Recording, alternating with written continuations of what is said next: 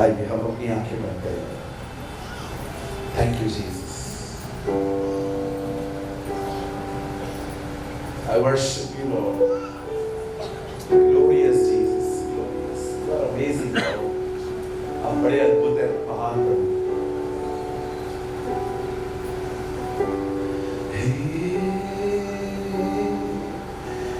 क्या दे सकता हूँ मैं, क्या सकता हूँ, कहता तुझे बस शुक्रिया। Come on, give him thanks. कहता तुझे बस शुक्रिया, तुझ में ही मेरी सुबह, तुझ में ही हर शाम, तुझसे ही करता शुरू हर कोई काम, तुझसे ही मेरी सुबह,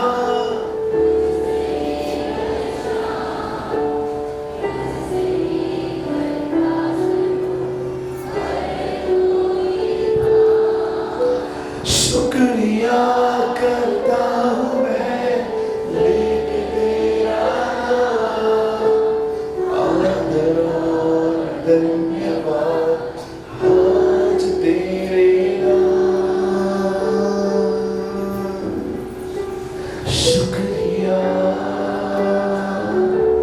शुक्रिया शुक्रिया यीशु तेरा, शुक्रिया। Thank you Jesus. मैं दुआ करता हूँ पिता, हमसे बात कर। जब आप बोलते हैं तब जिंदगी बदलती है, तब मन बदलते हैं, इच्छाएं बदल जाती हैं, एम्बिशंस बदल जाते हैं, लोग अपने लिए छोड़कर तेरे लिए जीना शुरू करते हैं। होने दे, आज हमसे बात कर,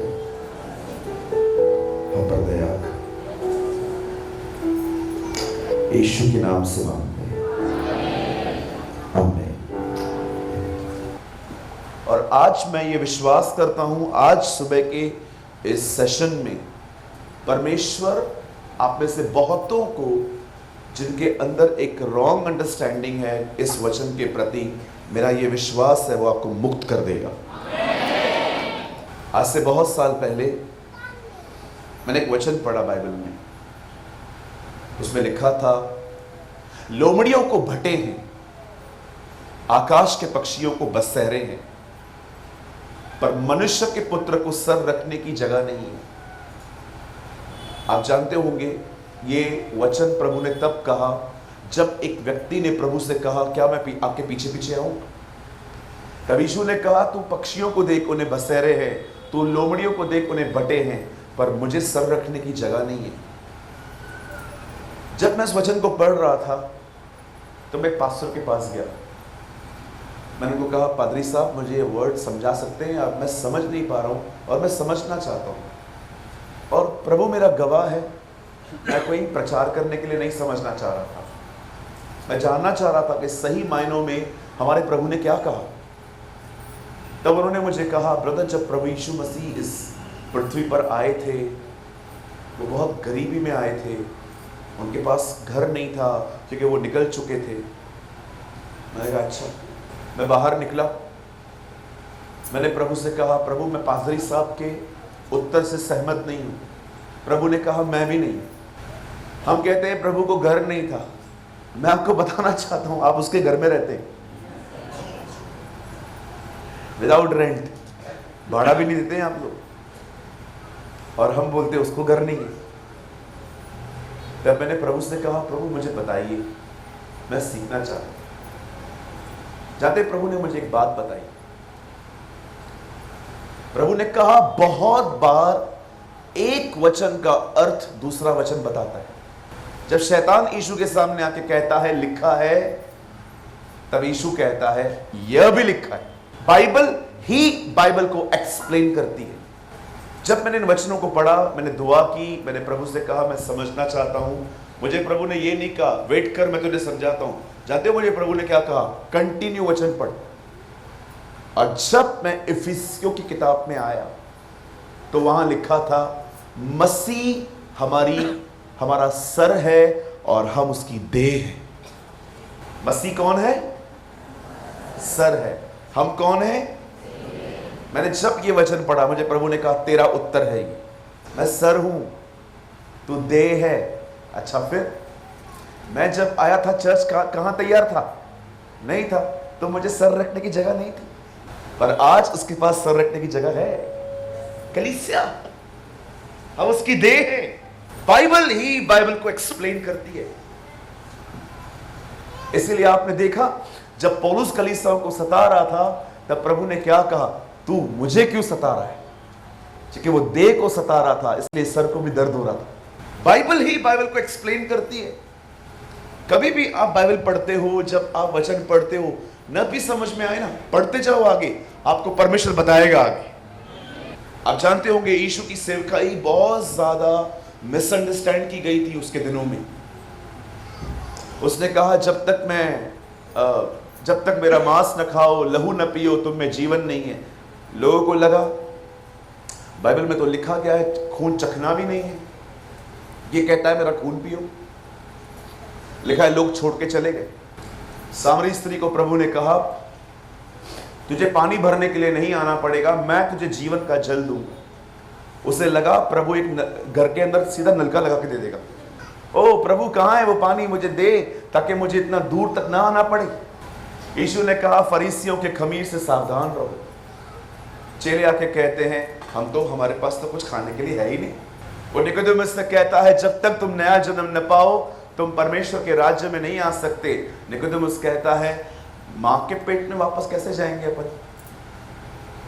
आपको पता है यीशु की सेवकाई बहुत मिसअंडरस्टैंड की गई थी।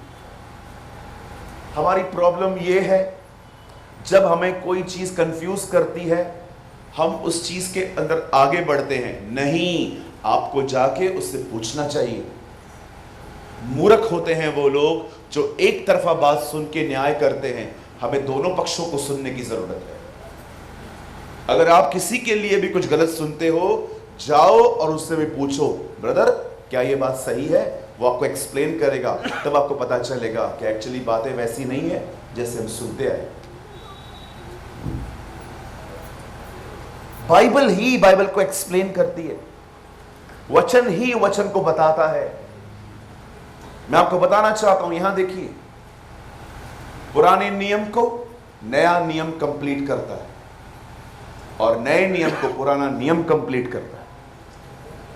अब आराम से पढ़ के देखिए कैसे नए नियम में हमारे प्रभु बार बार ये बात बोलते थे, यह इसीलिए हुआ ताकि नबी का यह वचन पूरा हो।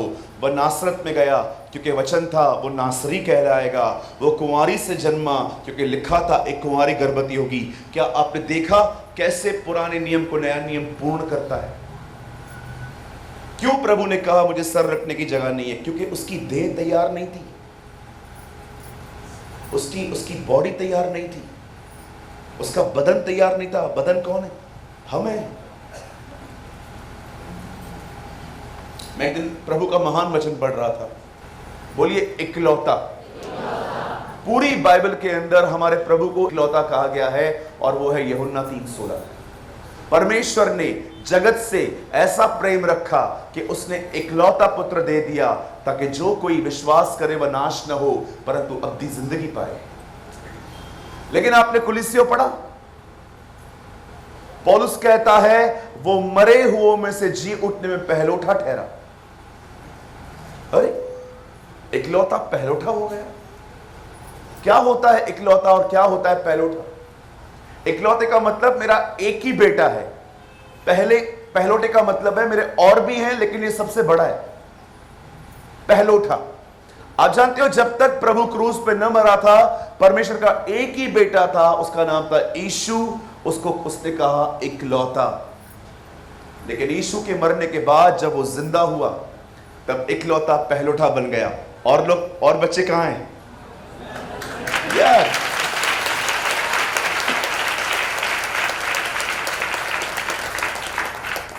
अब उसने कहा ये पहलौठा है, और कहां है प्रभु? अरे तुम लोग हो भाई। इसीलिए बाइबल बताती है तुम उसके घराने के हो। प्रॉब्लम ये है, मैं आपको सच बताऊं तो बुरा मत मानिएगा, आप जानते हैं आज लोगों को प्रकाशन क्यों नहीं मिलते? आज लोगों को बाइबल के अंदर रेवलेशंस क्यों नहीं मिलते हैं? जबकि बाइबल की अंतिम किताब है प्रकाशित वाक्य, रेवलेशन, रेवलेशन ऑफ जीसस। आज लोगों को प्रकाशन क्यों नहीं मिलते? जानते हो क्यों?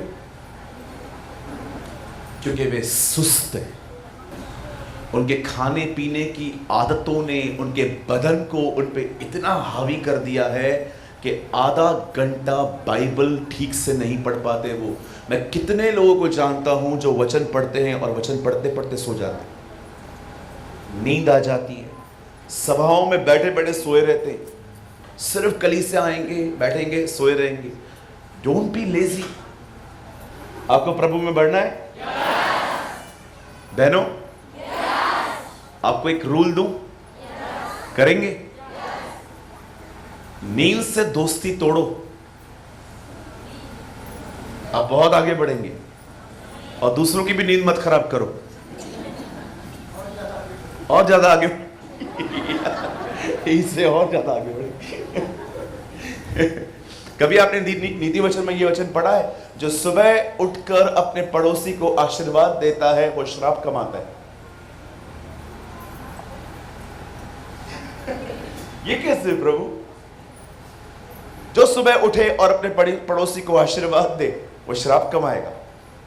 कभी आपने ये वचन पढ़ा है? This is written in Hindi. English में ऐसा नहीं है। इंग्लिश में लिखा है, अगर तू सुबह उठकर इतना जोर से गुड मॉर्निंग बोलता है कि दूसरे भी उठ जाते हैं तो तू श्राप कमाएगा। अगर आप इंग्लिश जानते हैं तो हिंदी के साथ इंग्लिश बाइबल जरूर पढ़ा करें।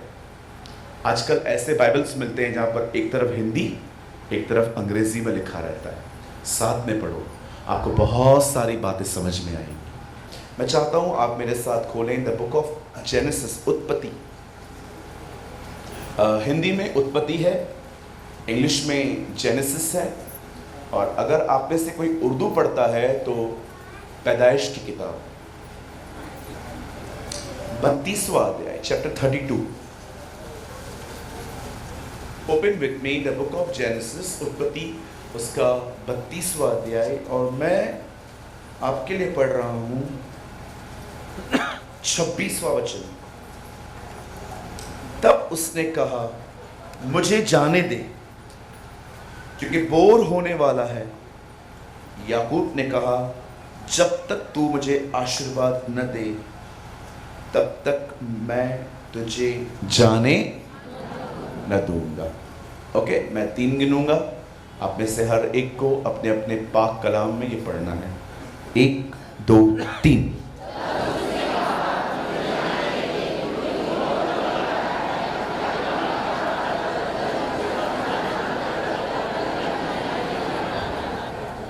ओके, मैं चाहता हूं अब आप सब सामने देखिए। सामने मेरे घर से 3 घंटे दूर एक छोटा सा शहर है। अब थोड़ा वो बड़ा हुआ है, डेवलप्ड हुआ है। उस शहर का नाम है नासिक।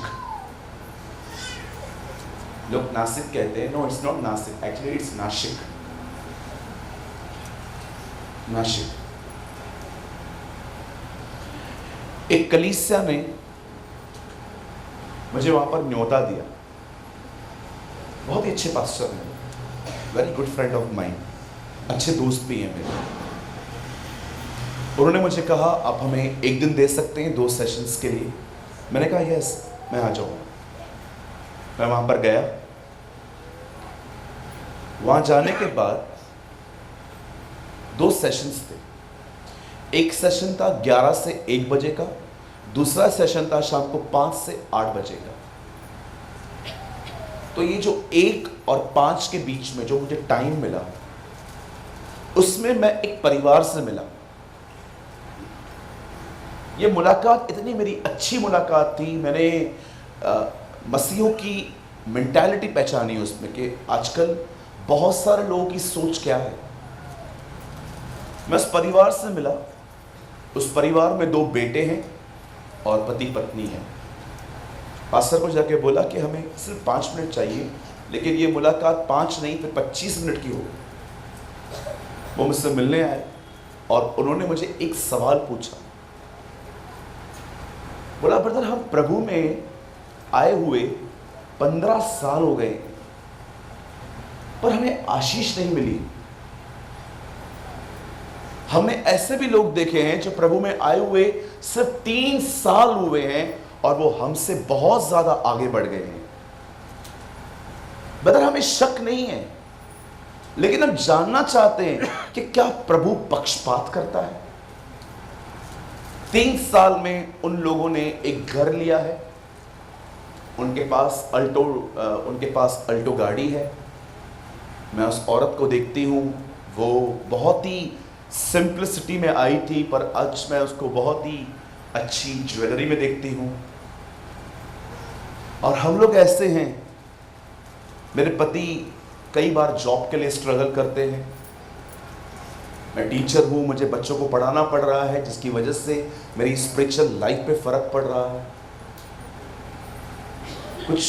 कुछ बताइए हमें। आप जानते हो हमारे बीच में ऐसे लोग हो सकते हैं आज जिन्हें ठीक से यह भी नहीं पता है कि एक्चुअली आशीष होती क्या है, ब्लेसिंग होती क्या है। मैं आपको सच बताना चाहता हूं, आज बहुत सारे लोग सुविधा को आशीष समझ बैठे।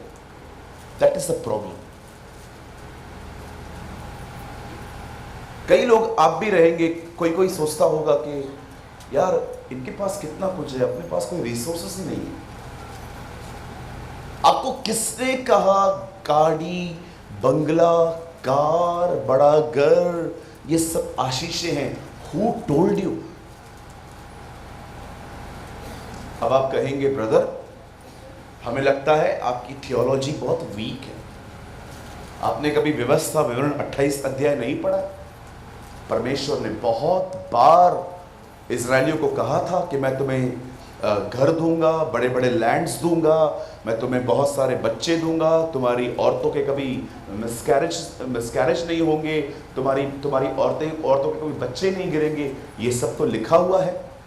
तो अब मेरा एक सवाल है, आप पुरानी वाचा में जीते हैं कि नई वाचा में जीते?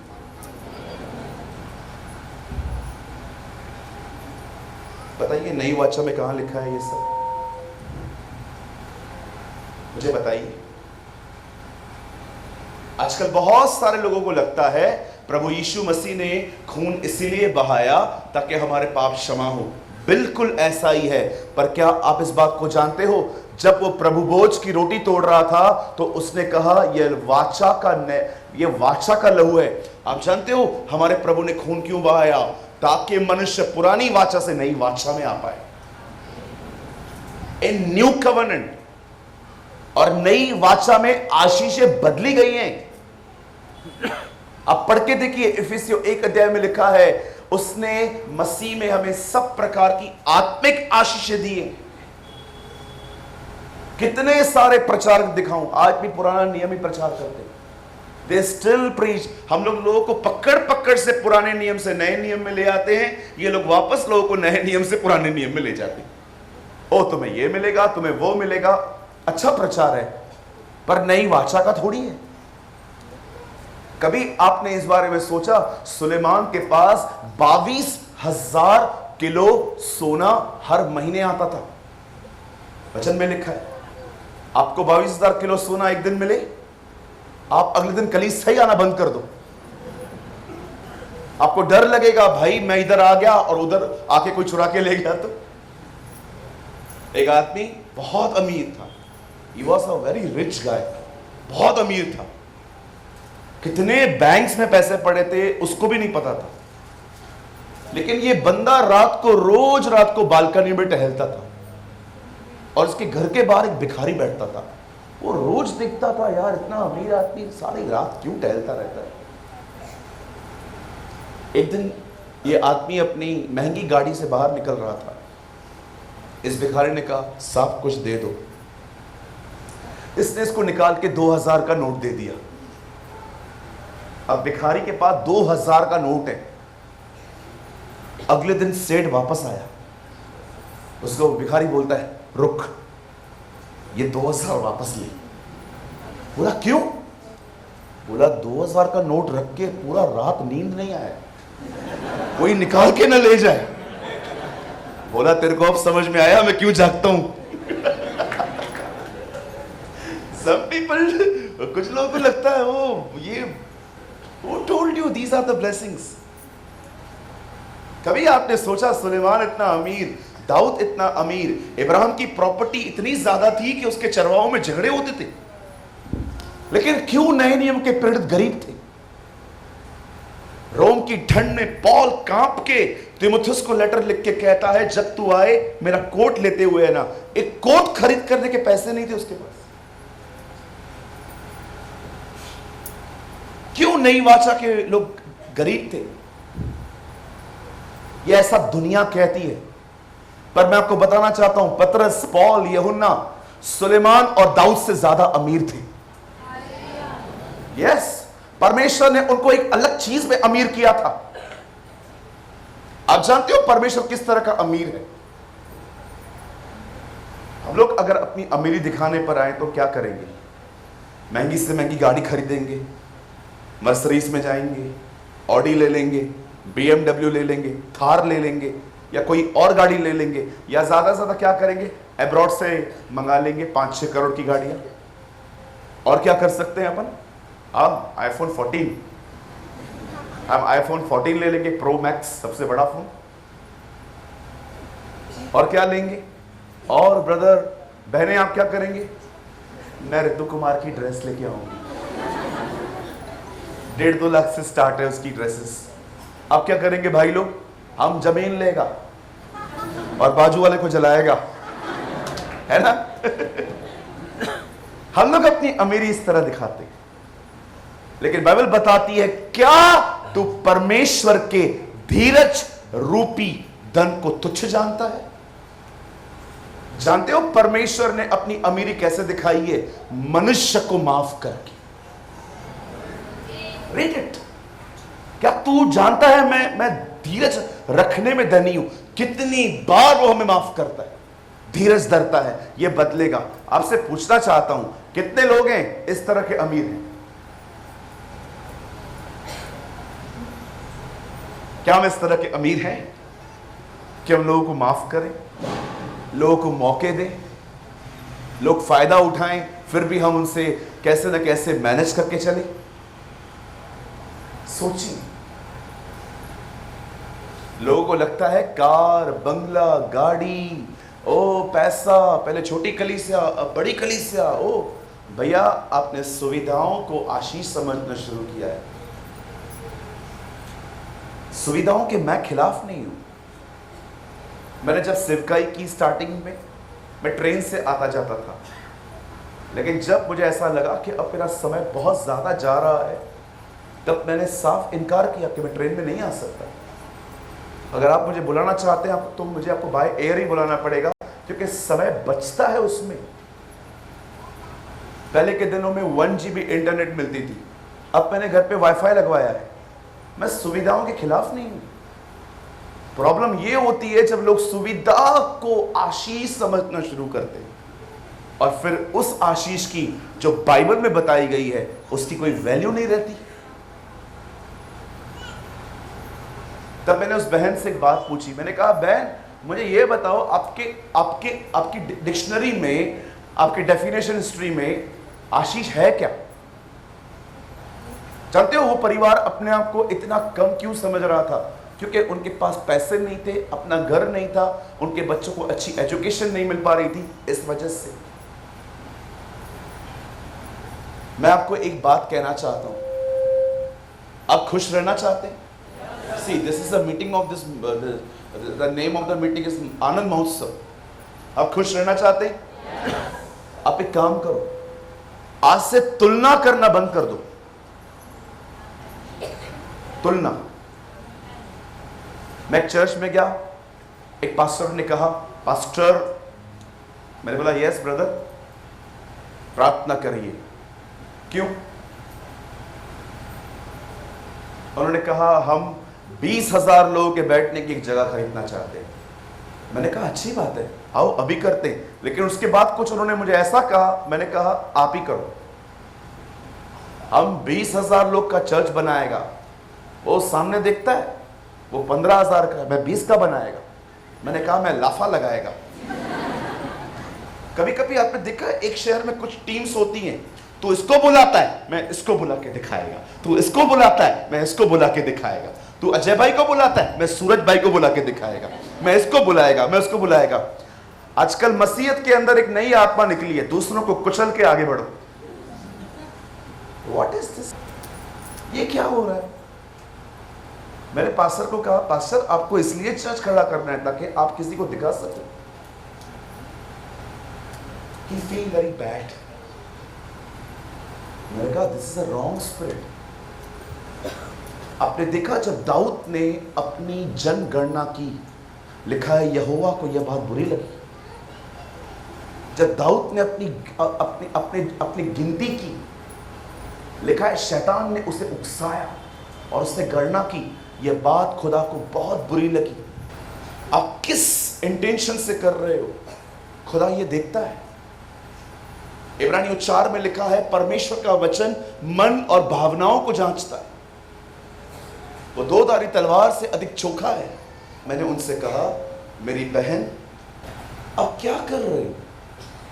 किसने आपको कहा गाड़ियां, बंगला, कारें, ये सारी चीजें आशीषों में आती हैं? मैंने कहा ये सब सुविधाएं हैं जो परमेश्वर ने हमें दी हैं।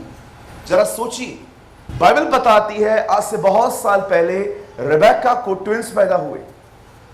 ट्विंस समझते हैं? जुड़वा या जुड़वा, जुड़वा।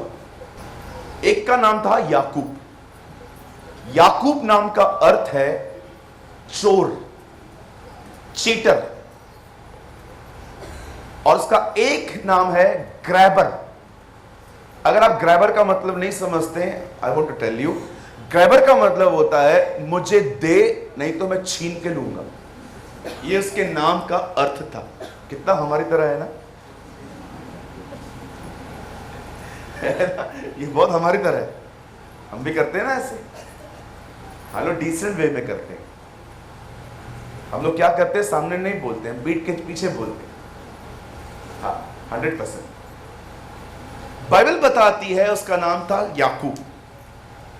जानते जब वो अपनी मां के पेट से पैदा हुआ तो कैसे पैदा हुआ? उसने अपने भाई की टांग पकड़ी थी। जानते हो, बचपन से हमने तो सीखा था ना, वो बचपन से ऐसा था। वो मां के पेट में ही अपने भाई को बाहर जाने के लिए रोक रहा था, पहले मैं जाएगा। अब उसके बाद पढ़ के देखेंगे जब ये बड़ा हुआ। लॉन्ग स्टोरी शॉर्ट करता हूं मैं, मुझे पता है आप में से बहुतों को ये कहानी ऑलरेडी पता होगी। जब वो बड़ा होता है तो जानते हो क्या करता है? वो अपने भाई को कहता है तू पहले जन्मा है, तेरे पास बहुत सारे हक हैं, एक काम कर, तू क्या करेगा उसका, तू मुझे दे दे, बदले में तू मेरा खाना ले ले। और उसका भाई भी उन चीज़ों को पहचानता नहीं था। उसके भाई ने अपना पहलोठेपन का पद बेच डाला। और उसके बाद वो डैडी के सामने जाता है और डैडी को झूठ बोलता है, बोलता है पप्पा। कौन? मैं एसाव। उसका बाप बोलता है बात तो याकूब की तरह कर रहा है। नहीं नहीं पप्पा, मैं एसाव हूं पप्पा। हम लोग कभी कभी करते ना आवाज को बदल के बात। जब आपको पता चलता है मुझे गाली पड़ने वाली है और आपको कॉल आता है, किधर है तू? मेरे को बुखार है। क्या क्या हुआ? मेरे को बुखार है। मुझे बचपन में कभी कभी जब टीचर से छुट्टी चाहिए रहती थी ना, तो मैं टीचर के सामने जाता था। हमारे मुंबई में एक प्लेस है टिटवाला, वहाँ पर नदी बहती है, तो बहुत सारा बचपन मैंने उधर काटा है। हम लोग छुट्टियाँ वुट्टियाँ लेके वहाँ पर जाते थे नदियों पर और बैठ जाते थे सारा सारा दिन। लेकिन टीचर छुट्टी देती नहीं थी। फिर जानते हो क्या करते थे हम लोग? एक ऑनियन लेते थे, कांदा, प्याज, उसको सारी रात यहाँ रखते थे। सुबह तक बॉडी गर्म हो जाती थी, अब बुखार आ गया। और सुबह सुबह टीचर के सामने जाके कहते थे, टीचर से बोलती थी, हम लोग ऐसी शक्ल बनाते थे कि जैसे अभी गिरने वाले, और वो बोलती थी क्या हुआ? बुखार है। पगार के टाइम पे कैसे बात करते हैं ना अपन बॉस से, हाँ? तो मैं आपको इसलिए बता रहा हूं क्योंकि मैं भी याकूब की तरह ही था, अभी थोड़ा थोड़ा इजराइल बन रहा हूं। तो मैं टीचर से ऐसे छुट्टी मांगता था, टीचर बोलती थी क्या हुआ? बुखार है। बुखार है आपको? हाँ, आगे आओ, अभी कांदा काम में आएगा। फिर मैं आगे आता था, फिर वो बोलती थी अरे बाप रे, तुम्हारा बदन तो इतना गर्म है। हाँ, जाओ घर पे जाओ। तो कभी कभी वो दूसरे टीचर को बोलती थी इसको छोड़ के आओ, फिर उधर तक घर जाने तक एक्टिंग कायम रखनी पड़ती थी, ऐसे आहिस्ते आहिस्ते कमजोरों की तरह जाना। और फिर जैसे ही टीचर नीचे तक बोलती अब तुम जाओगे? हाँ। लेकिन जैसे वो गई तो गाओ हालेलुया, जैसे वो चली गई, यीशु ने हमें छुड़ाया है 12 वाली 3 बैच से। हम बहुत खुश होते थे। फिर उसके बाद हम घूमते थे, फिरते थे। मनुष्य में है ना सबसे गंदी बात जानते हैं क्या है? उसने अपने आप को एक्टिंग के कपड़ों से ढांपा है। एक दिन मेरी बड़ी बहन से मेरा बहुत झगड़ा हुआ, बहुत खूब सुनाया मैंने उसको, बहुत सुनाया। और मेरे चर्च के अंदर पहली रो में मेरा परिवार बैठता है, पहली रो में। अब मैं आया शाम को प्रचार करने, मेरे लोग सब सामने बैठे थे। मैंने कहा प्रभु का वचन कहता है नम्र बनो। मेरी बहन, मेरी बहन थी, रीच व्हाट यू प्रैक्टिस, वो बोल जिस पे तू चलता है। फिर जानते हो मैंने क्या किया? अब वो यहां बैठी थी ना, मैंने उसकी शक्ल हटा के मैं दूसरे से बात कर रहा था, नम्र बनो, हमें नम्र बनना चाहिए।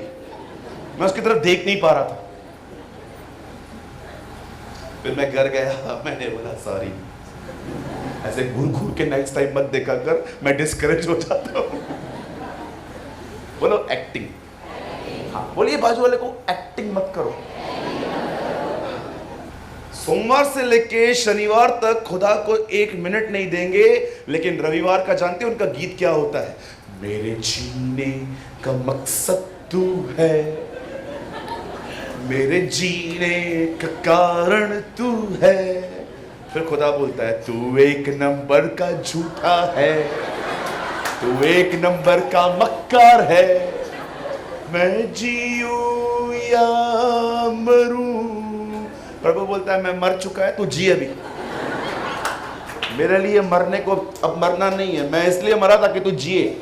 मरना बहुत आसान है, खुदा के लिए जी के दिखाओ। मरने के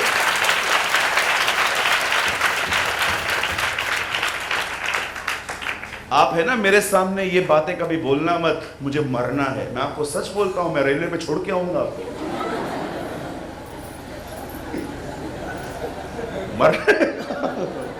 मुझे मरना है। अरे मरना है तो इधर क्यों आया? रेलवे पे जा, इधर क्यों आया?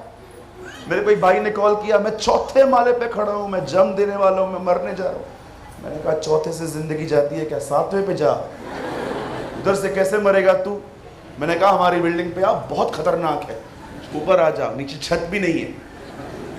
बोलता है ब्रदर आप गंभीर नहीं हो, मजाक कर रहे हो। मैंने कहा शुरू किसने किया था? ये मरने की धमकियां किसे देते हो तुम? बुज़दिल लोगों, बुज़दिल होते हैं जो बोलते हैं मरने की बातें। सच्चा मसीह जीता है। अरे जियो खुदा के लिए। मैं भी इसे मेंटली वीक होके ऐसी बातें बोलता था। ओ मैं जा रहा हूं मरने, जा रहा हूं मरने, जा रहा हूं मरने। प्रभु ने कहा जा जा, किसको बता रहा है मरना मरना मरना? देखो बताया मरना होता क्या है। मरना स्वयं की हत्या है, और बाइबल बताती है किसी हत्यारे को अनंत जीवन नहीं है। सुसाइड करने वाला सीधा नरक जाएगा। सच बताता हूं, आप अपने नहीं हो, आपको खरीदा गया है। अब आप जब अपने नहीं हो तो आप दूसरे को मार कैसे सकते हो? ये धमकियां किसी को मत दिया करो। और मेरी बहनों, आप भी पति को सोच समझ के बोला करो, मैं जा रही हूं घर छोड़ के। आज ना बहुत सारे होटल्स खुल गए हैं, ये लोग जी लेंगे।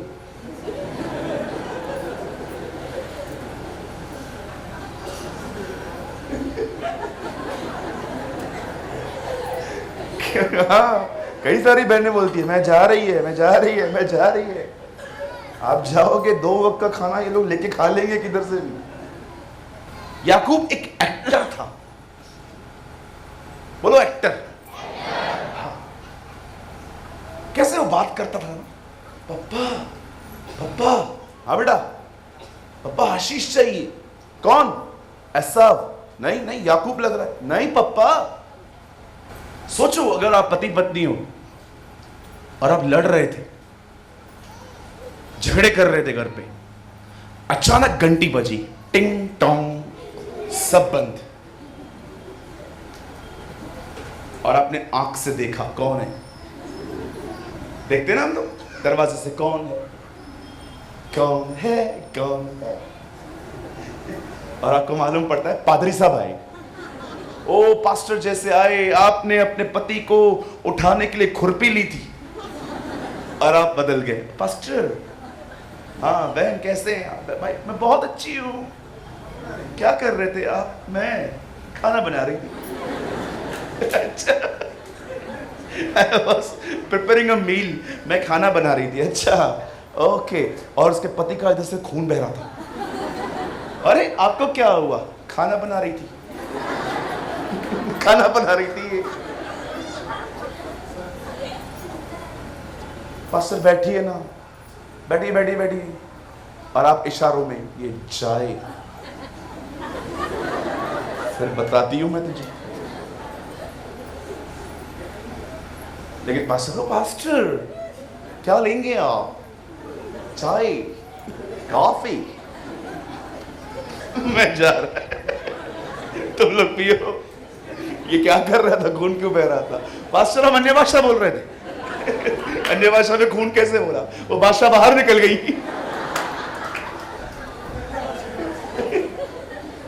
अरे इतनी एक्टिंग करते हैं कुछ लोग, इतनी एक्टिंग करते हैं, खतरनाक एक्टिंग करते हैं। आपको पता है बाइबल बताती है एक्चुअली गहजी भी एक एक्टर था, बहुत अच्छी एक्टिंग करने वाला। नवान से सब कुछ लेके गहजी के सामने ऐसे खड़ा हो जाता था जैसे कुछ किया ही नहीं है। अब बहुत लोग देखोगे बाहर है ना, इधर है ना, जय मसीह, hallelujah, pastor ji, praise the lord, ये वो ब्ला ब्ला ब्ला ब्ला बहुत करेंगे, लेकिन यहां से जैसे बाहर निकलेंगे, पैसा देगा कि नहीं? अरे भाई क्या प्रॉब्लम क्या है तुम्हारी? कब तक इस डबल लाइफ में जियोगे? When you be honest, आप ईमानदार कब बनेंगे? फरीसी भी ईमानदार थे, आपको पता है कहां पर। एक दिन प्रभु ने कहा जिस किसी ने पाप नहीं किया है वो पहला पत्थर मारे इस औरत को। सब चले गए। You need to be honest. आप जो है वो बने रहो, आप खुदा को पसंद आओगे। आपने देखा जिस पत्तों से आदम ने अपने आप को ढांका था, उन्हीं पत्तों को, उसी पेड़ को प्रभु यीशु ने श्राप दिया, सूख जा। वो पत्ते जो आदम ने पहने थे, उन्हीं पत्तों को, अंजीर के पेड़ को बाइबल बताती है यीशु ने श्राप दिया, सूख जा। परमेश्वर मनुष्य की धार्मिकता से नफरत करता है। जब भी आप जो हो उससे अधिक दिखाते हो, it's completely wrong. You need to be honest. हमें ईमानदार बनने की जरूरत है। याद रखिए, जो ईमानदार है ना, खुदा उन्हें बचा ही लेगा, उन्हें बचा ही लेगा। वो आप देखिए वह चोर अपनी मृत्यु से मात्र 5 मिनट पहले बचा जो प्रभु के पास में था। बाइबल बताती है अपने मुकुट को संभाल कि वो कोई तुझसे छीन न ले। आपको फर्क ही नहीं पड़ना चाहिए। मुझे कोई फर्क नहीं पड़ता लोग मेरे बारे में क्या भी बोले, कमेंट्स करें, वीडियो बनाएं, ट्रोल करें, मेरी शिक्षाओं को पॉइंट करें ब्रदर, क्योंकि मुझे एक बात पता है, मुझे हिसाब उसको देना है। Just one thing, I preach what I practice. मुझे लोगों को हिसाब देना क्यों है? मैं अपने संदेशों को सुनकर प्रचार करके किसी को नहीं पूछता हूं मेरा संदेश आपको अच्छा लगा। आपको अच्छा लगे न लगे किसको फर्क है? उसने जो बोला वो मैंने बोल दिया। ओ ब्रदर आपको मेरा संदेश कैसा लगा? ओ ब्रदर आपको मेरी आराधना कैसे लगी? आपको ये कैसे लगा? आपको वो कैसे लगा? आपको पूछने की जरूरत ही क्या है? मैंने एक व्यक्ति को सुना, वो अपने आप को प्रॉफिट कहता है। जानते हो प्रोफेसी कैसे करता है? वो खड़े होकर बोलता है क्या मैं भविष्यवाणी करूं? मैंने एक दिन बोला नहीं। अरे बाइबल बताती है तुम्हें पूछने की जरूरत क्या है? कलाम कहता है जब शेर गरजे कौन न डरे, जब यहोवा कहे तो कौन नबी भविष्यवाणी न करे।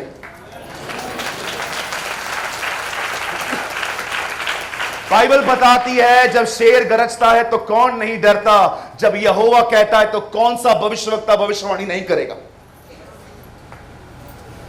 हमें लोगों से पूछने की जरूरत क्या है? क्या मैं आपके लिए भविष्यवाणी करूं? मतलब आप हां बोलोगे फिर बोलूं।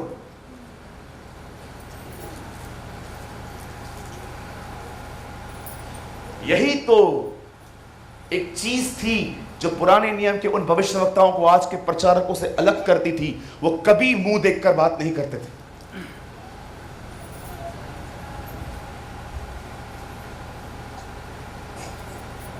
पप्पा मैं एसाव, तू वो बन जो तू है, तू वो मत बन जो तू नहीं है।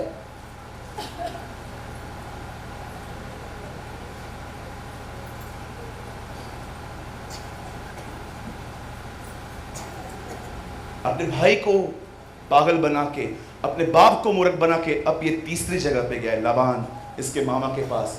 वहां पर भी इसने यही सब किया, सब कुछ लेके। जब वो वहां से फाइनली निकल रहा था, वो एक जगह पे पहुंचा जिसके बारे में हमने पढ़ा। वहां पर वो खुदा से मिलता है और उसके पैर को पकड़ के, जानते हो वो क्या बोलता है?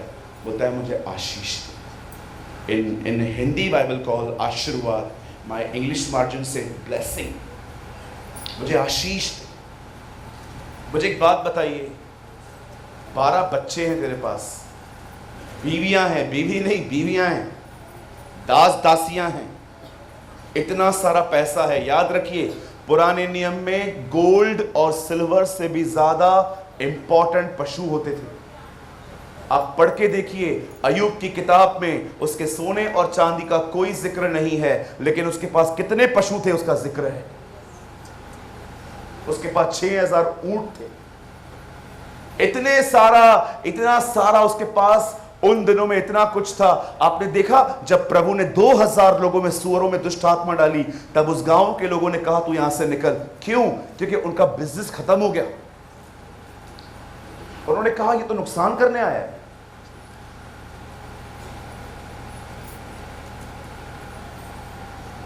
मैं नहीं कहता हूं ये सबके साथ होता है, लेकिन एक दिन मैं आपको बताना चाहता हूं जीवन में ऐसे होगा जब परमेश्वर आपकी आंखें खोलेगा ताकि आप समझ पाओ कि सही चीजें क्या है। अब याकूब खुदा से मिलता है, उसका पैर पकड़ता है और उससे कहता है मैं तुझे नहीं जाने दूंगा, मुझे आशीष दे। पहले याकूब कौन सी आशीष चाहिए तुझे? सब कुछ तो है तेरे पास, बीवियां हैं, दासियां हैं, बच्चे हैं, मिल्कियत है। आज क्या चाहिए तुझे? आप जानते हो परमेश्वर से मिलने के बाद याकूब ये बात समझ पाया, जो है वो सुविधा है, जो सामने खड़ा है वो आशीष है। मैं आप में से हर एक को बताना चाहता हूं, हमारी सबसे बड़ी आशीष हमारी चीजें, हमारी सेवकाइयां, हमारा बाइबल ज्ञान नहीं है। हमारा सबसे बड़ा आशीष हमारा परमेश्वर खुद है, गॉड हिमसेल्फ। परमेश्वर ही तुम्हारी सबसे बड़ी आशीष है। अब कहते हो मुझे आशीष दे, मैं अपनी आशीष के साथ जीता हूं,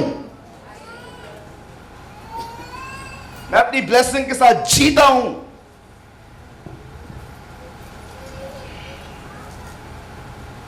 मुझे बताइए, मैं आपसे जानना चाहता हूं,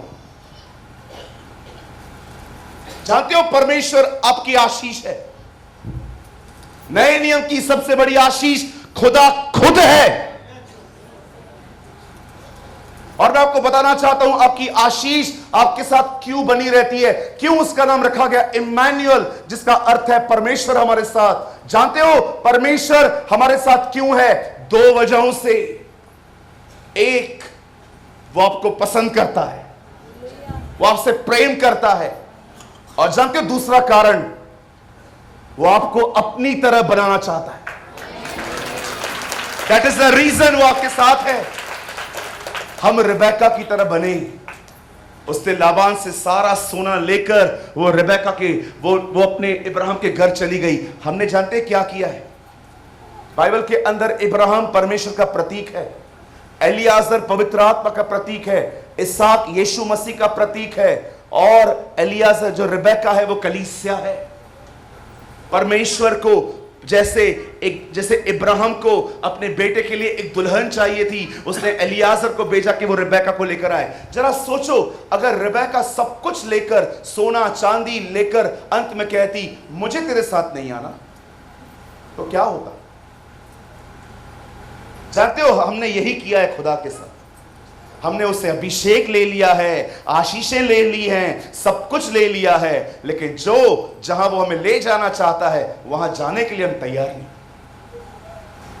सब ले लिया है हमने उससे, नौकरियां ले ली हैं, बच्चों के लिए पैसे ले लिए हैं, आशीषें ले ली हैं, ये ले लिए वो ले लिए। सोचो जब एलियाजर इब्राहिम से आदेश पाकर रिबेका को लेने के लिए निकला और उसके हाथ में 20-20 ग्राम के बैंगल्स थे, वो पहन के उसे अप्रोच करना था कि मैं इब्राहिम के खानदान का हूं, मुझे इसहाक के लिए दुल्हन लाने के लिए भेजा गया है, आप ही वो बहन है, आप चलिए। सोचो सारा सोना चांदी लेकर वो अंत में कह दी अब मेरा मन नहीं है, मैं नहीं जाऊंगी, क्या होता?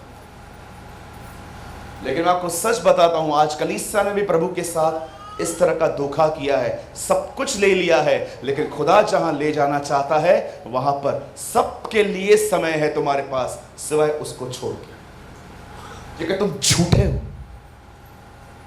तुम हो ही झूठे। ब्रदर मुझे टाइम नहीं है ब्रदर। अच्छा, 1000 अननेसेसरी बातों के लिए तो आपको टाइम है।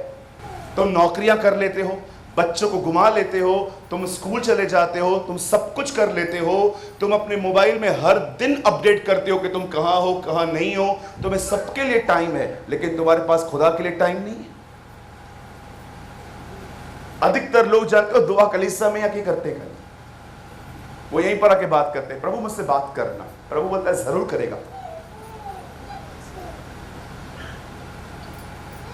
हमारी सबसे बड़ी आशीष जानते हो परमेश्वर खुद है। यही जवाब मैंने उस नासिक वाली बहन को कहा। मैंने कहा बहन आपको किसने कहा ये सब? मुझे लगता है आप एक ऐसी कलीसिया में हो जहां का पास्टर खुद नई भाषा का कोई ज्ञान नहीं रखता। मैंने कहा मेरी बहन आप बोल रहे हो मुझे आशीष नहीं है, आपकी आशीष तो आपके साथ रहती है। उसके साथ जीना शुरू करो और देखो आपके साथ क्या होता है।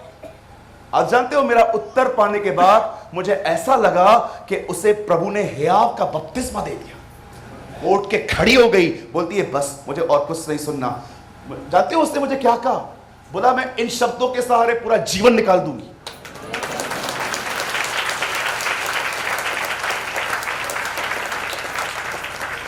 लाइक जॉइस मायर कहती है मुझे क्रूज के नीचे बिठा दो, मैं उसे देखते देखते पूरा जीवन निकाल दूंगी। परमेश्वर आपकी सबसे बड़ी आशीष है।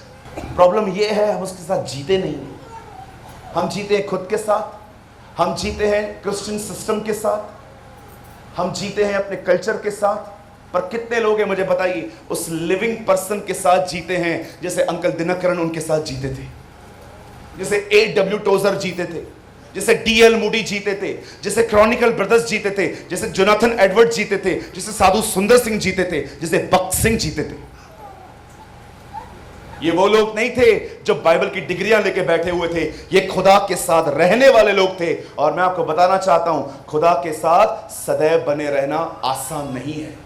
आप प्रभु से माफी मुफ्त में पा सकते हो, लेकिन उसके साथ रह के गड़बड़ियों वाला जीवन आपका नहीं चलने वाला। एक दिन जब मुझे ये प्रकाशन मिला, मैं तेरी आशीष हूं, मैं तेरे लिए मरा हूं, मैं तेरे लिए जिंदा हुआ हूं, मेरे साथ जी। और जानते हो उसके साथ जीते जीते जीते मैंने एक लाइन एक लाइफ में एक बात सीखी। मैंने देखा कि कैसे प्रभु 5000 लोगों के सामने गया और उनके पास खाने के लिए नहीं था, और प्रभु ने अपने चेलों को कहा इन्हें खाने को दे दो। चेले कहते हैं हमारे पास नहीं है प्रभु, अगर हम 200 दिनार भी इनके भोजन पे खर्च करें तो भी इनको पूरा नहीं पड़ने वाला, हम कहां से लाएं। और खुदा ने कहा इन सबको बिठाओ। वे सब बैठ गए, और बैठने के बाद बाइबल बताती है उसने अपने हाथ में 2 मछली और 5 रोटी ली, खुदा का शुक्र किया और कहा बांटो। देखा सबने खाया। जानते हो जब इस वचन को पढ़ रहा था मैंने प्रभु से कहा प्रभु कुछ सिखाओ मुझे आप। अधिकतर लोग ये सीखना चाहते हैं कि 5000 और लोगों को इतना खाना कैसे खिलाया गया होगा, पर मेरे लिए पॉइंट ये नहीं थी। तो मेरे लिए सबसे अमेजिंग बात क्या थी कि यीशु ने अब तक चमत्कार हुआ भी नहीं था उससे पहले धन्यवाद दिया। मुझे बताइए आप में से कितने लोग हैं अपनी कमी घटियों में भी खुदा की शुक्रगुजारी करके चलते हैं।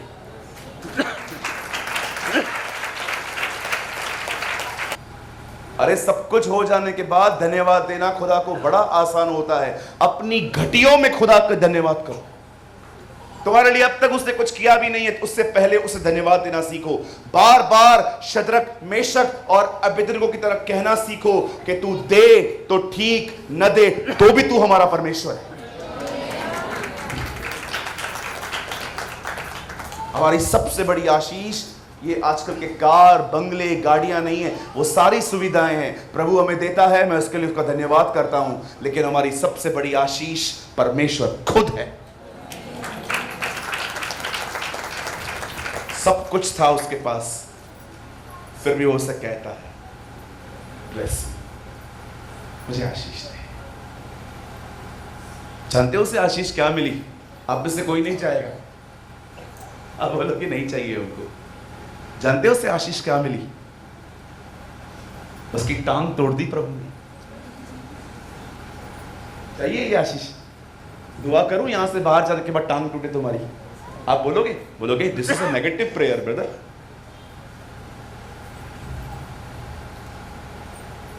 एक सबसे महान आशीष ये होती है कि खुदा एक व्यक्ति को तोड़ के अपनी तरह बनाए।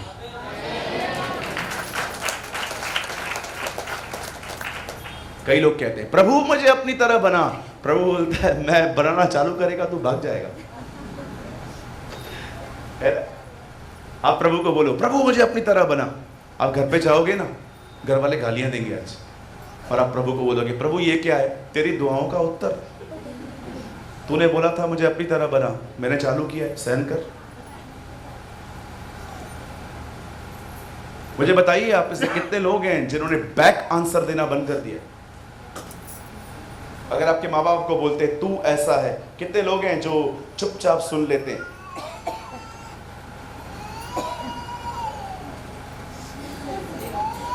तुम्हें यीशु की तरह बनना है ना।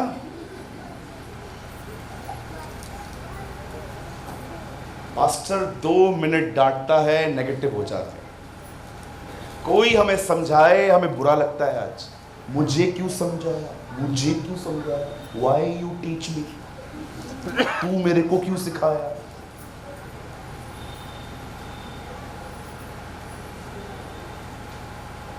हम सिखाने वालों की सबसे बड़ी मुसीबत जानते हैं क्या है? कई बार सिखाते सिखाते हम खुद सीखना भूल जाते हैं। एक दिन मैं प्रचार कर रहा था, मैंने कहा पास्टर भी नरक में जा सकता है। एक बहन उठ के खड़ी हो गई, ऐसा कैसे बोल दिया तो? मैंने बोला बाइबल नहीं पढ़ती? पढ़ती हूं मैंने कहा बाइबल में बताओ इसका मतलब क्या है? वे उस दिन कहेंगे हमने आपके नाम से दुष्ट आत्माएं निकाली, बीमारों को चंगा किया, ब्ला ब्ला ब्ला ब्ला ब्ला, हमने ये किया, हमने वो किया। और प्रभु ने उनको कहा मैं तुम्हें नहीं जानता। बैठ गई, वो बहन बैठ गई। कौन बोलता है पास्टर नरक नहीं जा सकता? मैं भी एक पास्टर हूं, पास्टर साहब भी एक पास्टर है। और कितने पास्टर्स हैं यहाँ पर? देखो बहुत सारे लोग हैं। क्या बाइबल बताती है पास्टर का पूरा रिजर्वेशन हुआ है उधर? एक दिन एक आदमी मर के नरक गया। जैसे ही वो अंदर गया, उसने अपने पास्टर को उधर देखा, बोला पास्टर आप इधर? बोला आहिस्ते बोल, बिशप साहब अंदर है।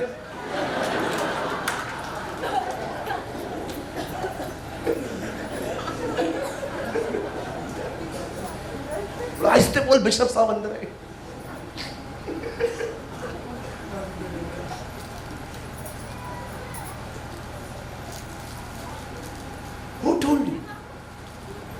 मुझे बताइए, अगर एक लड़की यहां पर आई और वो सलवार कमीज में है लेकिन बाहर ऐसे टॉप्स पहनती है जिसमें उसका स्टमक दिखता है, आपको लगता है वो हेवन जाएगी?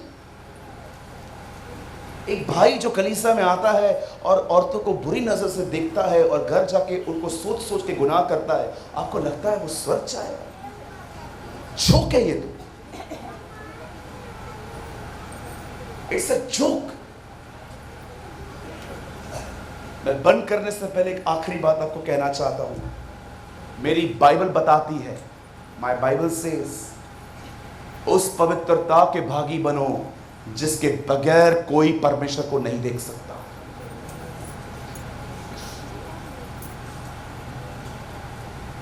तीन साल पहले मैं बहुत गॉडली व्यक्ति से मिला, सच a godly person.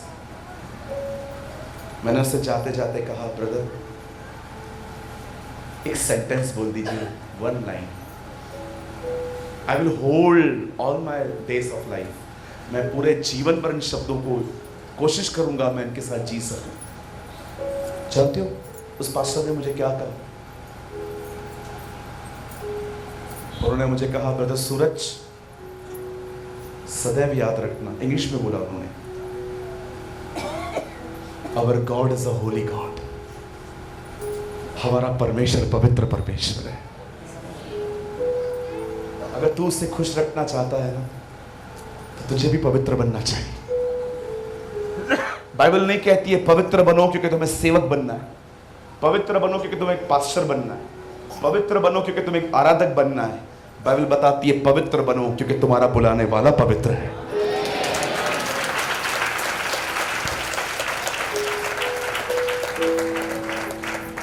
Our blessing is not a car, Bangalore. Our blessing is God Himself. हमारा प्रभु, वो महान यीशु। आपको पता है, मुझे पता है भाई अजय भी इसको बहुत एंजॉय करेंगे जो मैं कहूँगा। ये वर्शिपर्स को बहुत पसंद आती है बात। आप जानते हो स्वर्गदूतों को स्वयं की इच्छा है। They never work automatically. They are not a robots. आपको पता है एक स्वर्गदूत ऑटोमेटिकली नहीं चलता है, उसकी इच्छा है। इच्छा थी इसलिए तो एक ने पाप चुना ना, वो खुदा के अगेंस्ट में गया, जो शैतान बना। आप जानते हो ये बात प्रकाशित वाक्य में लिखी है कि स्वर्गदूतों को भी अपनी इच्छा है, वो जो चाहे चुनाव कर सकते हैं। जब यूहन्ना एक स्वर्गदूत के सामने झुक जाता है, तब स्वर्गदूत उसे उठ के खड़ा करता है और कहता है मुझे दंडवत मत कर क्योंकि मैं भी तेरे समान परमेश्वर की आज्ञाओं को मानता हूं। बोलता है मैंने संबिशन रखा है अपना। मैं एक दिन सोच रहा था प्रभु, दिन रात यीशु की आराधना होती है, तब परमेश्वर ने मुझे कुछ ऐसी बातें दिखाई। आपको पता है मेरी आराधना बदल गई वहां पर। जिस दिन तुम अपने खुदा को जान गए ना, तुम उसकी आराधना को छोड़ और कुछ नहीं करोगे। तुम उसको छोड़ किसी की आराधना नहीं करोगे। Not a pastor, not a bishop, not a reverend, आप यही कहोगे जो स्वर्गदूत कहते हैं, मेमना योग्य है। ओनली वर्दी इज द लैम्ब। उसे पहचानिए, वो आपकी सबसे बड़ी आशीष है। यहां जो बुजुर्ग लोग बैठे हैं, मैं आपको कहना चाहता हूं, उसके साथ जिए। आपके बुढ़ापे के दिन आपके जवानी के उत्तम से होंगे। आपके आने वाले जो दिन है ना बुढ़ापे के, आपके जवानी के दिनों से उत्तम होंगे वो। मैं आप बहनों को कहना चाहता हूं, वो आपका पति है, लिव विथ हिम। मैं आप जवानों से कहना चाहता हूं, वो आपका मित्र है, वो आपका दोस्त है। आप सारी बातें परिवार के साथ शेयर नहीं कर सकते, आप सब बहुत कुछ अपने दोस्तों से शेयर करते हो। Live with him, live with him. मेरा बस चले ना तो मैं नीचे उतर के हर एक के कंधों को हिला के ऐसे बोलूं, ब्रदर आप आशीषित हो, ब्रदर आपकी आशीष आपके साथ है, उसके साथ जीना शुरू करो।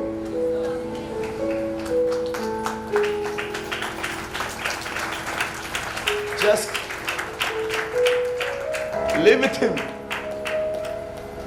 Live with him. आपको अपने आप को अकेला फील करने की नीड नहीं है बहन, वो आपके साथ है, वो आपके दर्द को पहचानता है, आप कहां से गुजर रहे हैं वो आपको जानता है। इशू ये है, प्रॉब्लम ये है, आप बाहर देखते हो, जो आपके साथ है आप उसे नहीं देखते। उसके साथ जीना शुरू करो, उससे दुआएं करो, फरियादें करो। खुदा मुझे ऐसा लगता है मैं मसीह में तो हूं लेकिन मैं तेरे करीब नहीं हूं, खुदा मुझे अपने करीब आने दे। जैसे भाई प्रेमानी बोल रहे थे, तेरे साथ जीना, मुझे तेरे साथ जीना सिखा। मैं आपको सच कहता हूं, आपसे कोई प्यार करे, कोई आपको इज्जत दे, उसके साथ जीते जीते आपके अंदर वो आपको इतना भर देगा कि आपके अंदर आदर और प्यार पाने की इच्छा ही खत्म हो जाएगी।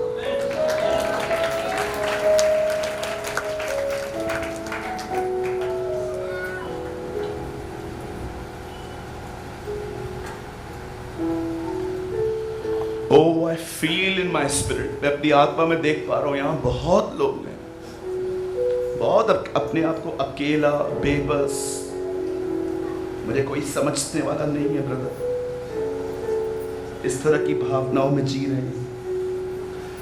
मेरी बहन, मेरे भाई, तू अकेला नहीं है। तेरी आशीष खुदावंत है, वही बरकतों और रहनुमाइयों का खुदा, वही नूरों का खुदा, वही जो इब्तिदा में था वो गोश्त बना।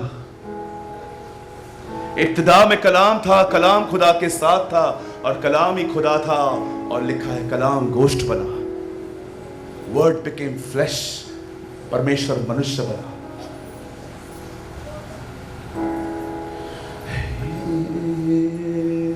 आइए अपनी आंखें बंद करें।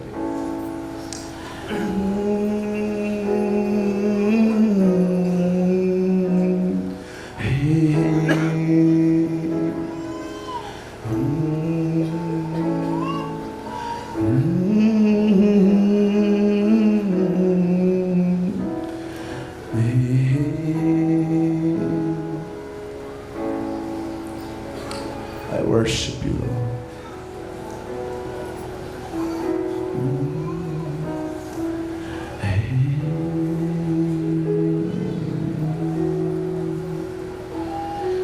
तू ही मार्ग है, तू ही सत्य है, तू ही जीवन है मेरे प्रभु।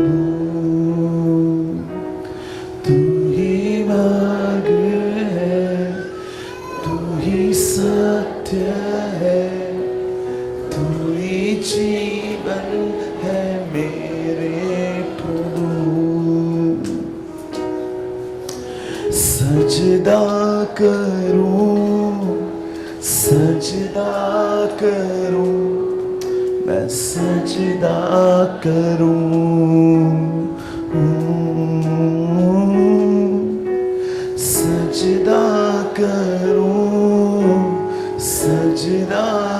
करूं, मैं सजदा करूं।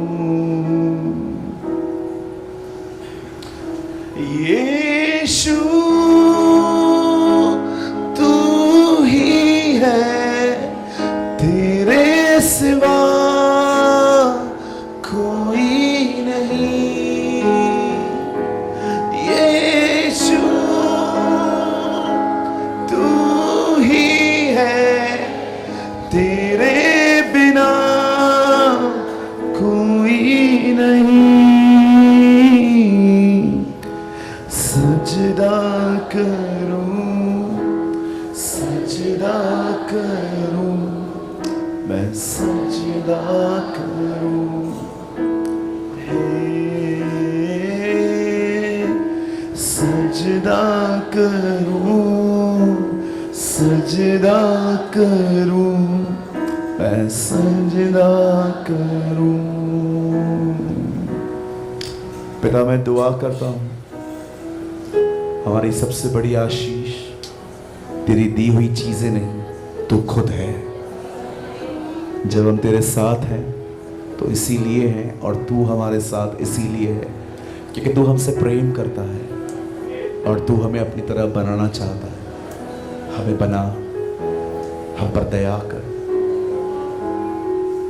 हम एक ऐसा व्यक्ति बना जिससे मिलकर लोग ये कह सकें कि इनका खुदा जिंदा है। इन्हें आशीष दे। Bless this church, I pray.